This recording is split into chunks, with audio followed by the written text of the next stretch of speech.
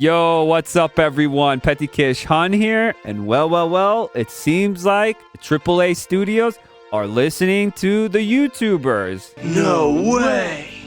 Yes way! So what is going on is they're scared of the YouTubers. The reason why that is happening is because the conversation has changed, the narrative is changing, and people are fed up and don't trust the legacy media, the journalists out there, and they're actually going to their YouTuber and actually listening and seeing what they think about what is going on and their opinions about what is going on. You have that honesty, transparency with the YouTuber, and they won't BS. So now they're scared because they can't control that no more, the studios. And that's why we're going to read this right here in Bonnie into Comics. They have this article here, and it says, Kingdom Come Deliverance series director claims AAA studios are really terrified of internet critiques like Asmongold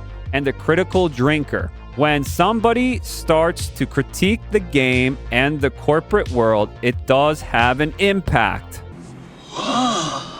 They're just naming a few here. Few big names like Asmongold and critical drinker. Love them, hate them.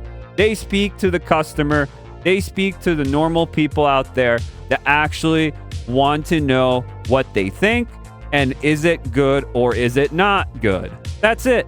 Sometimes I agree with them and sometimes I don't. That's fine. But most of the time, people love them because they resonate with them.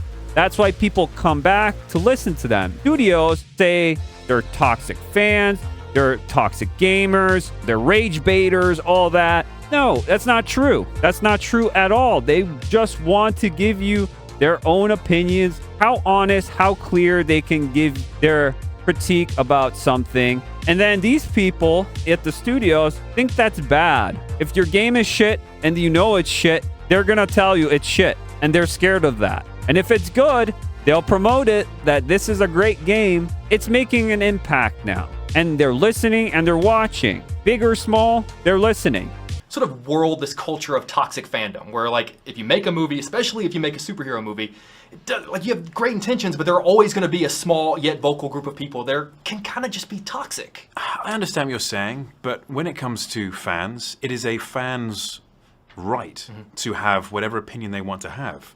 And people are going to be upset because, especially when you're talking about books or games, because you're never going to be the exact person who they had in their head or who they played on Witcher 3, for example.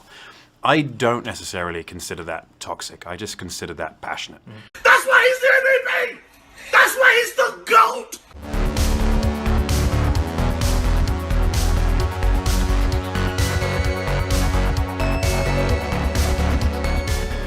Before we read this article, guys, I'd love it if you guys can like, share, sub, follow if you enjoy this video itself and more entertainment, pulp culture, gaming, and movies on here. I thank you for doing that. According to Kingdom Come Deliverance director Dan Vavra, contrary to what the overall industry would like the public to believe, the criticism levied against both the video game industry and its current output by such large online critiques as Asmongold or the critical drinker are having a definitive impact on multiple AAA developers. I never played this game, but I do have it on my list for sure.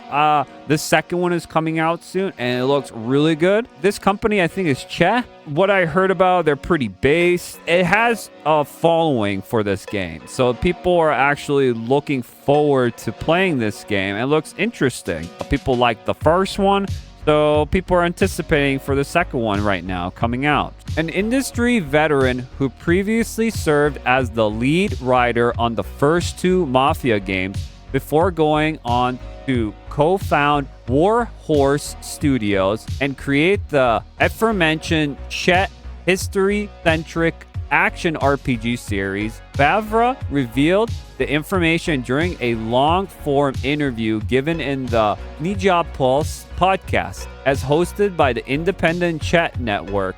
in April of last year, flying under the radar in English-speaking circles due to the fact that the discussion took place entirely in Czech. A video of his appearance was recently shared in the Asmongold Reddit community, where it was picked up by the YouTuber and shared during one of its live streams. Per a translation of the interview provided by Reddit, following a discussion about the long-awaited and soon-to-be-released Kingdom Come Deliverance 2, Vavra told his host, "Listen, I've even heard that they're really scared of hate tubers. Let's say the kind of guys like the Critical Drinker, Asmongold, and others who started criticizing big companies." So he named only Asmongold and Critical Drinker, just to name a few, but there are others, and they are a ton of other people I watch, and probably other people watch my videos as well. They call them rage tubers.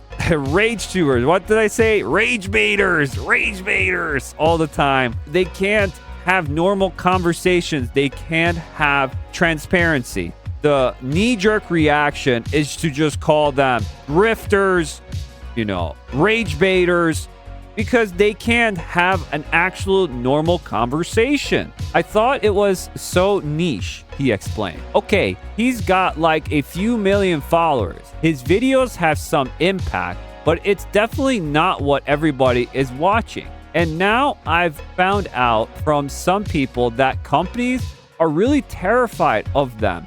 It's really having an impact. That when somebody starts to critique the game and the corporate world, that it does have an impact. Turning to offer his own critiques of the industry, Favre then asserted, and it's unsustainable how these corporations do it, considering that they make games that nobody wanted. And they even said it. When these games started complaining that they didn't like it and they didn't want that kind of game, the developers started telling them that they were stupid and that it wasn't a game for them, which is completely bizarre that they're insulting your own customers. Wow. Oh my God. This is getting better and better, guys. He's even saying this. What a dumb business move. What a dumb business move to say, you don't like the game, then don't buy it. You're stupid. You don't understand, then don't get it. And then the studio just literally falls apart. The fans don't back it up. The gamers don't back it up. And then you lose everything because dumb remarks like this. Like, you're supposed to please the customer, right? You're supposed to understand. You're supposed to get feedback from the customer. What we can change, what we can do better. They have the largest egos, these studios, and they don't want to listen to the feedback.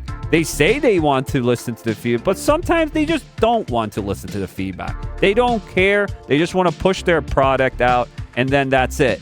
But the thing is, you need to have the best A product you can make, because if you don't, your company goes under. And then you say, well, why didn't they buy it? Why didn't the toxic gamers buy it? We know why. Do we have to explain it again? Baffles me. It really does. Offering his thoughts on the interview, Asmongold proceeded to let out his inner Spider-Man and admit that he feels a duty to use his apparent influence responsibly. I view this as a responsibility, he said. I try to be fair and critical as I can be, and authentic. Now, sometimes this rubs people the wrong way. People don't like that, what my opinions are, and that's fine. But at the end of the day, I will do my best to be authentic as possible. And so if you're bringing out a shitty game, there will be a YouTube video about it. Exactly. He's so right about this, Asmongold. 100% sure there will be a video about it, pretty much. And I think I saw the video too. Even says, you will be farmed. Which is pretty based. There will be a YouTube video, matter if it's good or bad. That's just how it works. That's how it, stuff works like that, You want to know if something's bad, you go to your YouTuber to find out, obviously, more than ever. And really, that's all a consumer can really ask of an internet personality like Asmongold. After all, after decades of mainstream gaming, publishers acting as mouthpieces for the multi-billion-dollar publishers and publishing article after article on why latest live service slop is actually great and you're a bigot for not liking it. Players just want to have someone on their side, and giving a voice is their concerns. What is known is that Valverov's comments about insulting your own customers is particularly spot on when it comes to the video game industry current culture. In fact, many studios outright dismiss player feedback and anything other than mindless optimism when it comes to discussing their next AAA multi-million-dollar project. Yes, and that's where the toxic positivity comes in. That's what they call them these days, where you think you're doing so well, they're bringing out all these people, how wonderful the industry is, everything's good, nothing's going wrong, and then boom, it hits you like a ton of bricks. And then the truth comes out. You're going to see more developers come out and speak their mind and talk like this more and more. You're going to see them. More people are going to back away from all that. Social norms is not going to be the normal no more, because that is false. That is not how people think. That's not how people act. So it's changing. That's why they can't do this no more. And now the YouTuber is telling you this is shit or this is good. And it's honest. It's authentic. It's real. And that's why you're seeing a lot of people in these studios, especially a lot of journalists, are leaving where they worked and starting their own YouTube channels, or wherever they're going, other social media platforms. They're starting their own projects because they want to be more authentic and more real. Truly, it should be regarded as a good thing that there is an entire online industry whose sole existence is informing game developers on what gamers truly want.